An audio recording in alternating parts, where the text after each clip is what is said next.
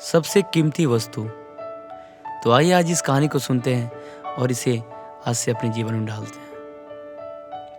एक राजा अपने राज्य में हर साल एक प्रतियोगिता का आयोजन करते थे, जिसमें हजारों की संख्या में प्रतियोगी भाग लिया करते थे और विजेता को पुरस्कार से सम्मानित किया जाता था।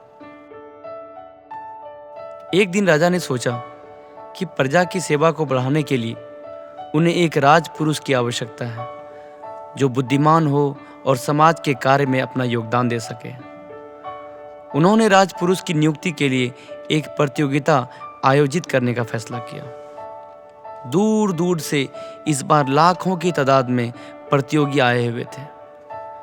राजा ने इस प्रतियोगिता के लिए एक बड़ा सा उद्यान बनवाया था, जिसमें राज दरबार की सभी कीमती वस्तुएं थीं। हर प्रकार की सामग्री उपस्थित थी, लेकिन किसी भी वस्तु के सामने उसका मूल्य निश्चित नहीं किया गया था। राजा ने प्रतियोगिता आरंभ करने से पहले एक घोषणा की, जिसके अनुसार जो भी व्यक्ति इस उद्यान में सबसे कीमती वस्तु लेकर राजा के सामने उपस्थित होगा, उसे ही राजपुरुष के लिए स्वीकार किया जाएगा। प्रतियोगिता आरंभ हुई। सभी उद्यान में सबसे अमूल्य वस्तु तलाशने में लग गए। कोई हीरे जवाहरात लाते, कोई सोना चांदी, कई लोग पुस्तकें, तो कोई भगवान की मूर्ति, और जो बहुत गरीब थे वे रोटी, क्योंकि उनके लिए वही सबसे अमूल्य वस्तु थी। सब अपनी क्षमता के अनुसार मूल्य को सबसे ऊपर आंकते हुए राजा के सामने उसे प्रस्तुत करने में लगे हुए थे। तभी एक नौजवान राजा के सामने खाली हाथ उपस्थित हुआ।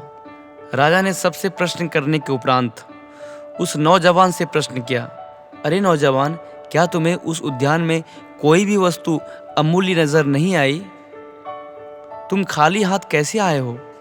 तो उसने जवाब दिया, राजन, मैं खाली हाथ कहाँ आया हूँ, मैं तो सबसे अमूल्य धन उस उद्यान से लाया हूँ। तो राजा ने पूछा, तुम क्या लाए हो?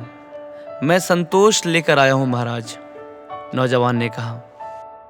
क्या संतोष इनके द्वारा लाए गए इन अमूल्य वस्तुओं से भी मूल्यवान है? राजा ने पुनः प्रश्न किया।